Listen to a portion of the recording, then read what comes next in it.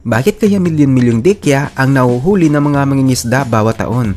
Simple lang ang dahilan, hindi dahil walang silbi o dahil napakamapanganib nila. Ang totoo, nabawasan ng husto ang mga hayop na karaniwang kumakain sa kanila kaya mabilis dumami ang populasyon ng mga dikya. Sa madaling salita, hindi lang ito basta pangingisda, para na rin itong pagkontrol sa sobrang dami ng mga jellyfish sa dagat. Sa Thailand, tuwing may partikular na panahon, malalaking grupo ng nakakain na dikya ang inaanod ng agos papunta sa mababaw na bahagi ng dagat. Dahil dito, sapat na para sa mga mangisda na ilabas ang kanilang mga bangka, tumayo sa unahan at isa-isang salukin ang mga ito gamit ang mahabang lambat. Sa loob lamang ng ilang oras, napupuno na nila ang buong bangka. Pagkatapos nito, pinoproseso ang mga dikya at ginagawang sangkap sa iba't ibang pagkain. Pero may isang bagay na dapat tandaan.